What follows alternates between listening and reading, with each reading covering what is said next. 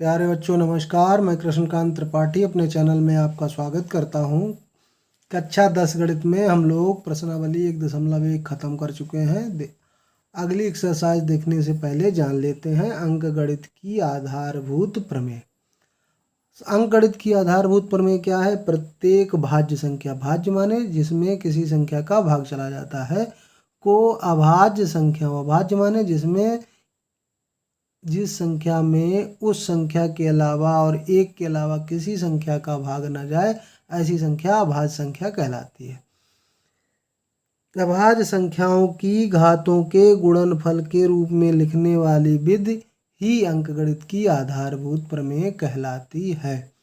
और ये जो संख्या के गुणनफल होते हैं, अभाज्य संख्याओं के गुणनफल के रूप में जब लिखा जाता है तो ये उस संख्या का क्रम के बिना अद्वितीय क्रम होता है, अद्वितीय गुणनखंड होता है, गुणनफल होता है, मतलब अद्वितीय गुणनखंड होते हैं। मतलब कि अगर उनका क्रम का ध्यान ना रखा जाए तो इसे और छोटे भागों में नहीं तोड़ा जा सकता और अन्य गुणनखंडों में नहीं लिखा जा सकता। तो ये तो हुआ आपकी अंकगणित की आधारभूत प्रमेय, लेकिन इसके कुछ तथ्य हैं, ये भी आपको याद रखने हैं क्योंकि आगे चल के कंपटीशन की तैयारी करनी है। ये जो अंकगणित की आधारभूत प्रमेय है, इसकी सबसे पहले सही उत्पत्ति कार्ल फ्रेडरिक गॉस ने अपनी पुस्तक का नाम क्या था?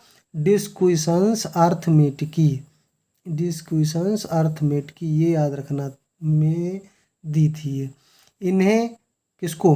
कार्ल फ्रेडरिक गॉस को गणितज्ञों का राजकुमार कहा जाता है। किसे कहा जाता है? कार्ल फ्रेडरिक गॉस को। ये भी याद रखना है क्योंकि टेट में ये सवाल पूछे जाते हैं। तो अब आपकी समझ में ये आया होगा कि ये अंकगणित की आधारभूत प्रमेय हम क्यों पढ़ रहे हैं। ये उन्होंने बताया आधारभूत प्रमेय, जैसे एक संख्या हमने 60 ले ली, अब इसको अभाज्य गुणनखंडों में काटना है। तो अभाज्य गुणनखंडों में काटना हम लोग कक्षा 8 से सीखते आ रहे हैं, फिर भी देख लेते हैं। सबसे छोटी संख्या से इसे भाग दो, 2 तिया 6, फिर 2 से भाग दिया 15, अब 2 से भाग जाएगा तो 3 से भाग दे दिया, तिपचे 15 और 5 एकम 5। तो 60 के गुणनखंड क्या हो गए? 2 2 बार लिखा है तो इसे 2 की घात 2, 3 एक बार लिखा 3 घात 1 और 5 घात 1, ऐसे लिखा जा सकता है, ये बताया। अब इसमें हम क्रम को तो पलट सकते हैं, ये क्रम के बिना अद्वितीय गुणनखंड होते हैं, ये बता रहा था मैं। अद्वितीय मतलब ये क्रम का ध्यान ना रखा जाए, 2 को बाद में, 3 को पहले, 5 को पहले, ऐसे लिख दिया जाए, लेकिन गुणनखंड इसके अतिरिक्त और कोई इसके नहीं होंगे। ये गुणनखंड अद्वितीय, अद्वितीय माने केवल एक, ऐसा ही गुणनखंड प्राप्त होगा। अब हम ये आधारभूत प्रमेय क्यों पढ़ रहे हैं? क्योंकि पहली एक्सरसाइज में हमने एचसीएफ ज्ञात करने की यूक्लिड विभाजन एल्गोरिथम से एचसीएफ ज्ञात किया, 2 या 2 से अधिक संख्याओं का। अब क्या ज्ञात करेंगे? अब अभाज्य गुणनखंड विधि से ज्ञात करेंगे, इसलिए ये अंकगणित की आधारभूत प्रमेय पढ़ रहे हैं। 75 जैसे अगर मान लो एक संख्या हो तो 75 का गुणनखंड करेंगे तो 3 से पहले काट देंगे, 25 तिया 75, फिर 5 से काट देंगे, 55 25, 5 एकम 5, तो ये क्या हो गया? 3 घात 1, 3 घात 1 और 5 2 बार हो गया तो 5 घात 2। अब इससे एचसीएफ कैसे ज्ञात करते हैं? एचसीएफ जो हमने ज्ञात किया तो उसमें उभयनिष्ठ गुणनखंड देखते हैं। उभयनिष्ठ गुणनखंड कौन है? 3 और 1 बार 5, जो दोनों संख्याओं में लिखा हो, मतलब 15। तो एचसीएफ क्या होता है? इससे एक फार्मूला बन गया, 2 या 2 से अधिक, मान लो 2 से अधिक संख्याएं भी हो सकती हैं, 2 से अधिक संख्याओं का एचसीएफ। एचसीएफ बराबर क्या होगा? 2 या 2 से अधिक बराबर होगा संख्याओं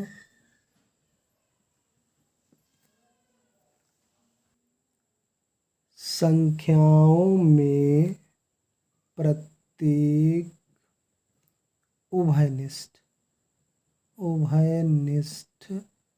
गुणनखंड की सबसे छोटी घात का गुणनफल। ऐसे ज्ञात करेंगे। कैसे ज्ञात किया?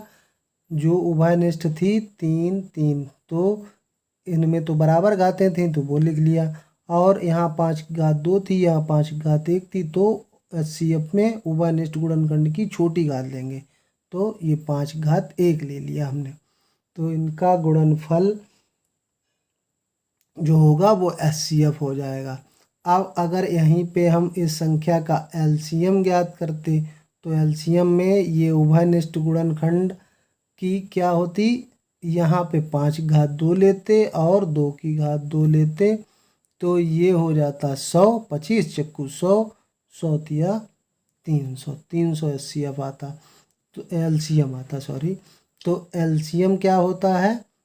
LCM 2 या 2 से अधिक संख्याओं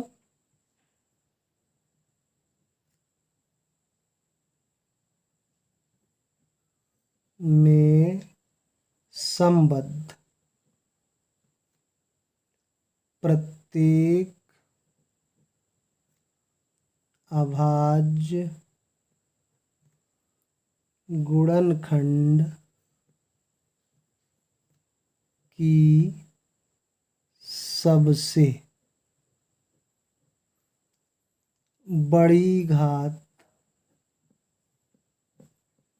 का गुणनफल। मतलब क्या हुआ? यहाँ सेंटेंस और इस सेंटेंस में अंतर है। संख्याओं में प्रत्येक उभयनिष्ठ, यहाँ पे दोनों संख्याओं में कॉमन जो गुणनखंड होगा उसकी सबसे छोटी घात ली जाएगी, और यहाँ संख्याओं में जो भी गुणनखंड आए हैं दोनों में, यहाँ उभयनिष्ठ नहीं कहा गया, जो आए हैं गुणनखंड उनमें सबसे बड़ी घातें ले लो, उनका गुणनफल वही हो जाएगा LCM। अब दो धनात्मक संख्याओं, अब एक और बात समझ लेते हैं। दो धनात्मक संख्याओं मान लो AB है के लिए क्या होगा कि A गुणे B संख्याओं का गुणनफल बराबर HCF गुणे LCM। किसका? AB का। AB का LCM ले लें, AB का HCF ले लें, उनका गुणा करें या उन दोनों संख्याओं का गुणा कर दें तो हमको ये बराबर प्राप्त होगा।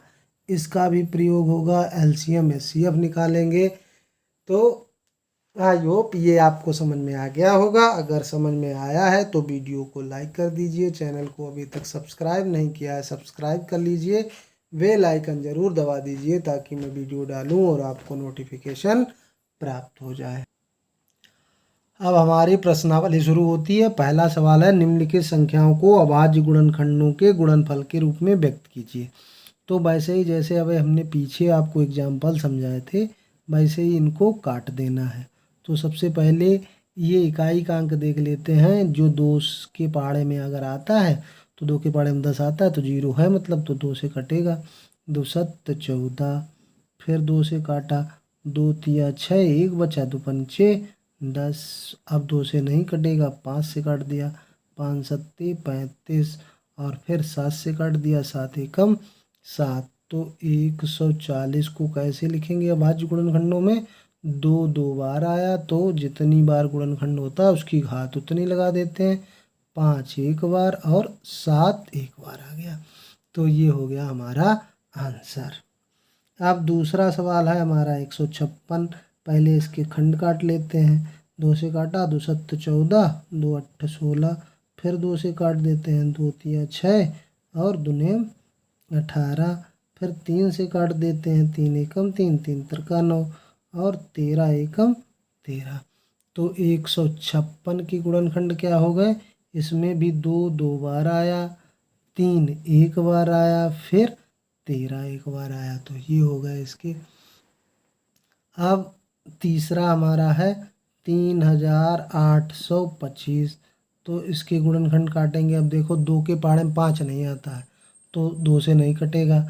अब 3 से काट के देखते हैं, 3 से तब कटता है जब इनका योग पूरा कट जाए। 3 से 5 2 7, 8 7 15, 3 18, 3 से कट जाएगा। 3 एकम 3, 3 दूनी 6, 3 सत्ते 21, तिपचे 15। अब देखो फिर 7 5 12, 2 14, 1 15, यानी कि फिर 3 से कट जाएगा। 3 चक्कू 12, 3 दूनी 6, तिपचे 15। अब ये 3 से नहीं कटेगा क्योंकि 4 2 6, 5 11 हो गया। 5 से काटें, 5 अट्ठे 40 और पचम 25। अब 5 से फिर कट जाएगा। 5 एकम 5, 3 बचा, 5 सत्ते 35 या 17 एकम 17, ये हो गया। तो 3825 के गुणनखंड क्या हुए? 3 2 बार, 5 2 बार और 17 एक बार। ये आंसर हो गया हमारा। अब फिर हमारा है 5005। 5005। अब 5 5 10 होता, 3 से नहीं कटेगा तो 5 से कटेगा। 5 एकम 5 और 5 एकम 5। अब 5 से कट जाएगा क्या? नहीं कटेगा। तो अब किससे कटेगा? अब 5 से तो कटेगा नहीं। अब कौन से पहाड़े में 3 से कटा नहीं था, तो 4 से तो कटेगा नहीं, 6 से कटेगा नहीं, तो 7 से देख लेते हैं। 7 एकम 7, 3 बचा, 30 हुआ। 7 एकम 7, 3 बचा, 30, 7 चौक 28, फिर 2 बच गया, 7 तिया 21, ये हो गया। अब ये किससे कटेगा? अब ये कटेगा 11 से। देखो 11 एकम 11 और 3 बचा, तो 11 तिया 33। अब 13 किसी से नहीं कटेगा, 13 के अतिरिक्त 13 एकम 13। तो 5005 के गुणनखंड क्या होंगे? 5 गुणे 7 गुणे 11 गुणे 13, ये हो गया। अब एक लास्ट पार्ट हमारा बचा हुआ है, 7429। अब देखो नीचे 9 है। अब इसको अगर हम जोड़ते हैं तो 9 2 11, 11 4 15, 15 7 22, यानी कि 3 से नहीं कटेगा। तो 6 से भी नहीं कटेगा, 9 से भी नहीं कटेगा, तो इसके आगे जाना पड़ेगा हमको। 5 से नहीं कटा तो 15 से भी नहीं कटेगा, 16 से तो कटेगा नहीं, 2 से नहीं कटना, तो 17 से चेक करते हैं। 17 से, 17 चक्कू 68, 68 और कितना 74 हुआ, 6 62 हो गया। फिर 17 तिया 51, 11 बच गया, 119 हो गया। 17 सत्ते 119। अब 437 आ गया। अब 17 से ये भी नहीं कटेगा, तो अब इससे आगे बढ़ते हैं। तो 2 से कटा नहीं था, तो सम संख्या से तो कटना नहीं है, 19 से काटेंगे। 19 दूना 38, 5 बचा, 19 तिया 57। फिर 3 23 से काट देंगे, 23 अभाज्य संख्या किसी से नहीं कटती, 23 एकम 23। तो 7429 किससे कटेगा? 17 से, फिर 19 से कटा, फिर 23 से। तो ये हो गए हमारे आंसर। अब आगे के सवाल अगले वीडियो में देखेंगे। धन्यवाद।